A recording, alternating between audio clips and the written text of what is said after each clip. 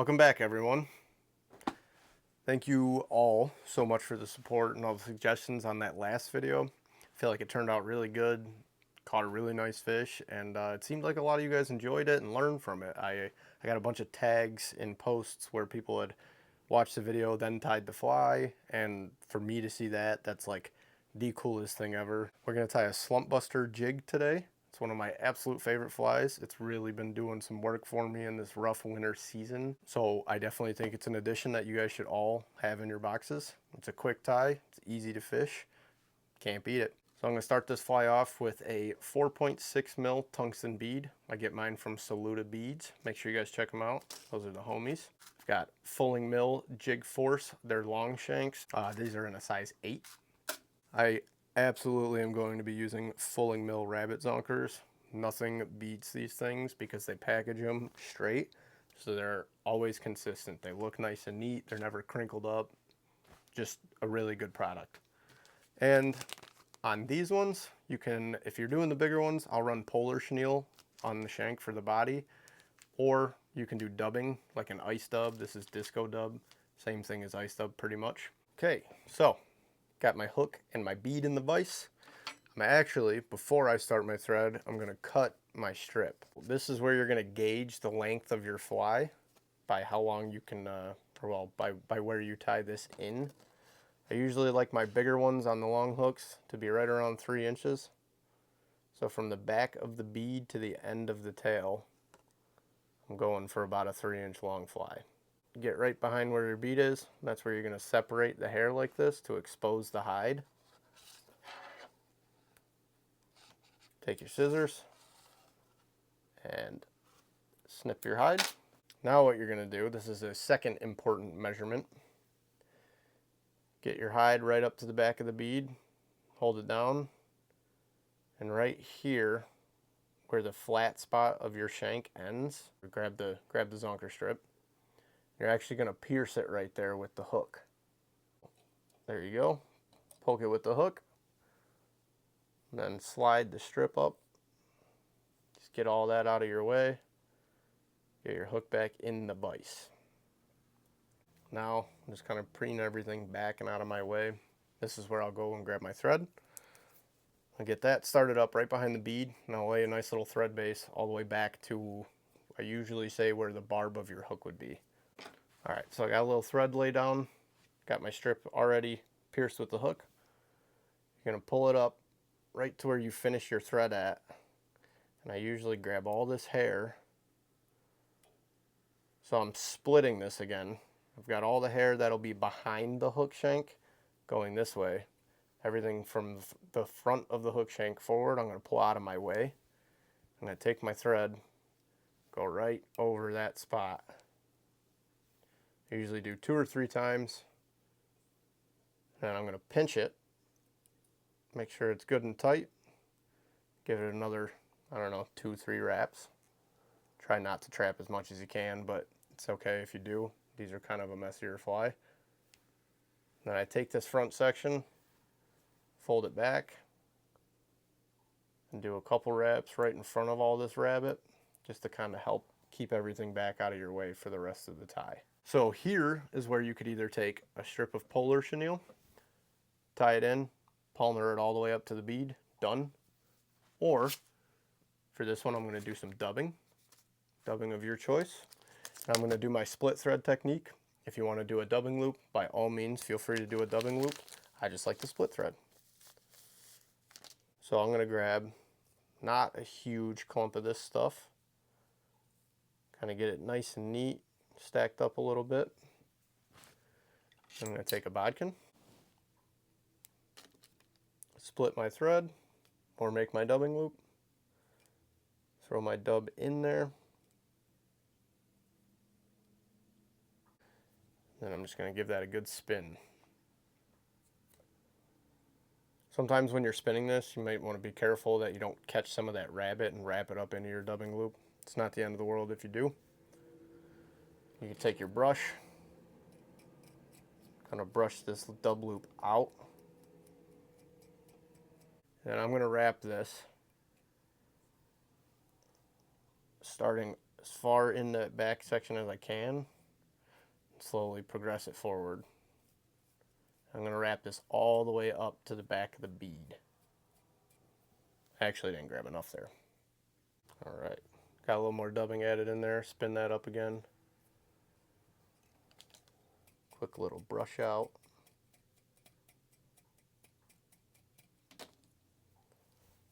And right back to it. So now I've got my dubbing all spun up and wrapped onto there. Take your brush, or you can use bodkin, kind of pick away at it, whatever you prefer. Whoa. You're going to take that and you're going to pull all those ice dub fibers out and straight up. So you want those fibers going the opposite side of the hook point. That's actually going to be the belly of your fly, because this is going to ride inverted. Now this is where, if you have a rotary, flip it, makes it a little easier, or if not, just fold it underneath like that. But you're going to take this little tag strip and you're going to run it right down the back of your fly. Then I'll make 2 loose wraps to get it trapped in there. And I'll grab whatever's left of that tag if I can and kind of pull it tight. But then you're just going to get that nice and secure. A couple wraps behind, a couple wraps in front. Be careful when you do this not to cut the hide and actually rip the hide off. I usually am just trying to get some of that bulk out of there. You're going to end up throwing a collar on this anyway, so it's okay if you leave a little. I think you could see there I left a little. Not the end of the world. Now, what I'll do, I'll take a pinch more. And usually I only do this if I think this doesn't look like enough of a belly to me. So you can kind of gauge it whether you want to add more here or not. I'll take a pinch. I'll go to about, I'd say to where the fibers are about at the end of that rabbit hide. Trap that in there. And that just gives me a little bit more full of a belly. So now, if you see, I've got about, I don't know, a bead or half a bead width of like a platform here that I kind of built up with the thread. It's just a nice flat smooth surface. That's actually where you're going to put your next section of rabbit, which is going to make a collar. So it's nice to have a little space there to lay everything down onto. So I've already pre-cut a little piece, but usually I would say on the bigger ones, I go with about an inch long section of hide. That's usually enough to get a pretty good thick collar. Take your pliers, whatever you're going to end up using to clamp this with, chip clip pliers. And this is where you're going to throw it in there. I like to pull the hide tight. That way I got everything nice and straight. Then pull it out so I can cut it. So you've got about an inch. Snip that hide off of there. Dubbing loop if you want. I'm going to do split thread. So I'm going to take my pliers and get that right in there. And then give it a nice spin. Okay. So now you've got this little platform. When you wrap this hair, as you're wrapping it, you're pulling your fibers back, but you're also kind of working your way forward. What you don't want to do is pack all the hair right behind the bead, because then all of it's going to kind of want to stick out that way from the pressure of your thread. You want this to be a nice tapered flowing body going back. So start wrapping, pulling my fibers back as I go. So I got about 3 wraps right there. This is where you can kind of look at it, and you know, if that doesn't look thick enough of a collar to you, you can add a little more. So I added a touch more. I like these to be really fat at the head. I'm going for that small sculpin profile, and if you've ever seen them, their heads are massive. So usually if you're gonna overdo anything, overdo your collar. It's gonna give it that nice fat profile. When you get to this part, if you do have the issue, sometimes it all just depends on the rabbit you're working with, or maybe you just pulled a little too tight or went a little too far forward, get some flare like what I've got going on right now. Some people will make a really thin dubbing noodle and they'll spin some ice dub right behind the bead. That'll help pry it all back. Another thing you can do, pull it back Just add some thread wraps, kind of build up like a, don't break your thread. Crisis averted. Yeah, so you can either do the dubbing noodle, or you can kind of build a little thread dam behind it. So you see I just built up some thread and that already is flowing back and looks a whole lot neater. I like to do the thread dam, and then, don't hate me, I love dubbing loops and split thread loops. I'm a huge fan of them. So we're going to do another one right here, and we're going to add the smallest pinch of our dubbing in there. This tiny, really thin little spun up loop. And same as I was wrapping the strips, as I'm going, I'm kind of pulling it back. And then a couple right there in between. And the reason I like doing it that way instead of just a flat dubbing noodle behind the bead is because it flows back into the collar and it gives like just a smoother transition into collar rather than having it like bead, flat section of dubbing, collar. So now you can do your finish, whether you'd like to do whip finish, half hitch, whatever really works. Just something to get your thread secure so you can cut it off. And this is where you can take your brush, really kind of pick that stuff out, make it look real nice and pretty. Ooh, those are sharp. And the last step for almost every single fly eye tie, always please resin or super glue your thread wraps behind your beads, at the end of your flies, wherever you finish. Always add some resin or glue, because if this thing falls apart on you when it's catching you a bunch of fish one day, you're going to be very upset. Now just look for a spot where I've got decent exposed thread.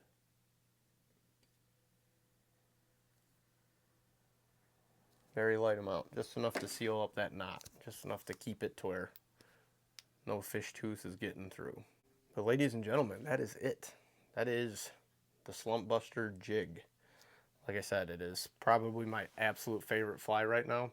It's caught me so many fish, and I've caught them from, you could tie it in a bunch of sizes, so you're not limiting yourself to any specific size fish. You can catch your little 6-inch stockies. You can catch 20+ inch browns. It is a do-it-all workhorse, endless color combinations, whatever dubbing and rabbit strip you can find, throw it on the hook, you can make it. Boom. Fast forward like 5 months from when I filmed the tying portion of this video.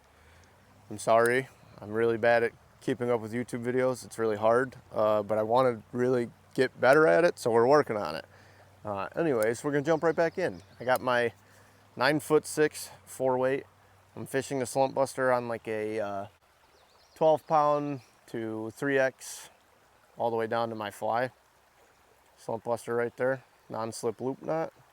Yeah, I'm just gonna go and jig some very small pocket water that we're here on today. It's a new creek, new exploration, but hopefully we can get some fish on the slumpy for you guys.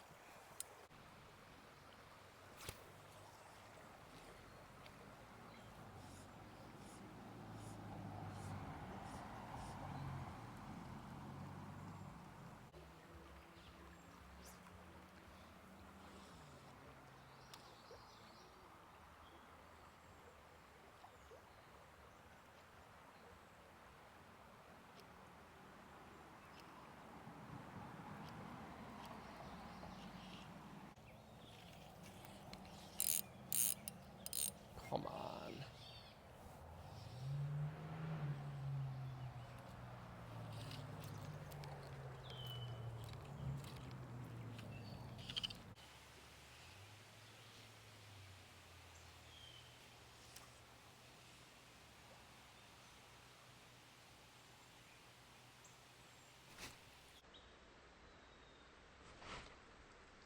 Yeah. All right. Wow, that's a bigger fish than I was ready for.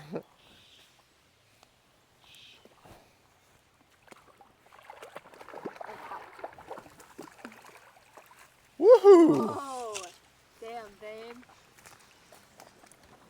All right. Olive and yellow slumpy. Switch colors up because I broke the other one off. Beauty.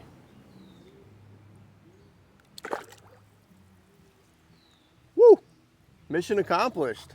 So as you guys could see from that video, hopefully, I'm kind of casting tight to the bank, tight to structure, and just jig stripping up and down, or even just kind of jerk stripping it away towards you. Fish it like a streamer, fish it like a jig. You can dead drift these, but usually just a little bit of action, that'll get them fired up. So first fish on the slumpy. Let's see if we can't get a few more.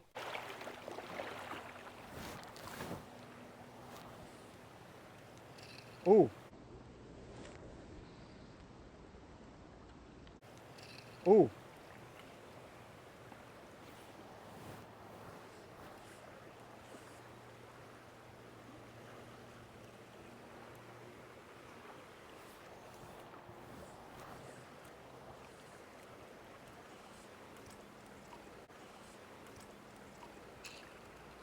I just moved two. The one was pretty big.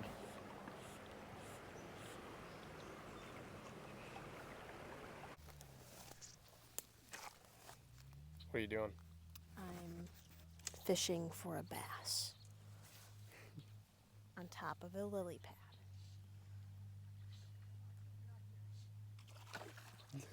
Oh, I missed it. Yo. We're on a side mission right now. Trout fishing was very slow. Did catch a nice one on the slumpy for you guys, but we're gonna finish up our day at a little bass pond. And as you can see, what are they? What? As you can see, the bass are They're hiding, but they're hungry. And I'm gonna get one. they're fired up. They're fired up.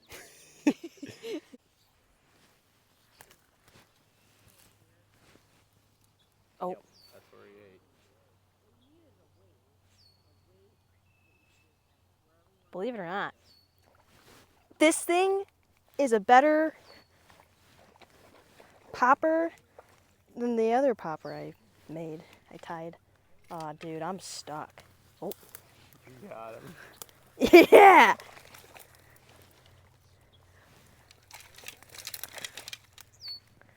Oh, Nice. hell yeah. Oh, he kind of wrapped up. Nice. Look at that. A genius. Look at that. Little froggy guy. Who knew? Who knew? Nice little green guy. Nice little green guy.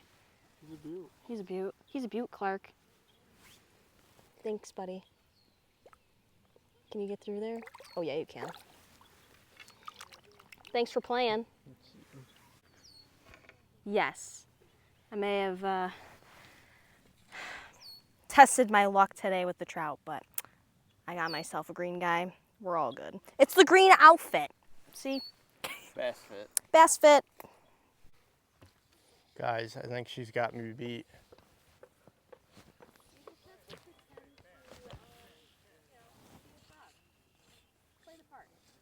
She's telling me to be one with the frog. Yeah. Oh, he missed it. Yeah. Here you go. I must have become one with the frog officially. Let's go. Massive sunfish. No freaking way. I'll tell you what, I couldn't be any happier, really. It's huge. Sunfish on the gurgler? Crazy word. Oh, he's peeing. That's gross. That thing's actually really pretty. Here, hit the... Oh, okay. Beautiful sunfish. Absolute specimen. On the gurgler. Oh, they'll eat that for sure. Oh, yo, you got it. I think it's a bass. No, never mind. Dude. Holy crap. Oh, that one's big. I mean, It's so massive. come on now. Peak bluegill performance. Dude, this is great. Next video's got to be the gurgler. This is a blast. If you don't fish panfish, pond fish in general, you're missing out. You really are.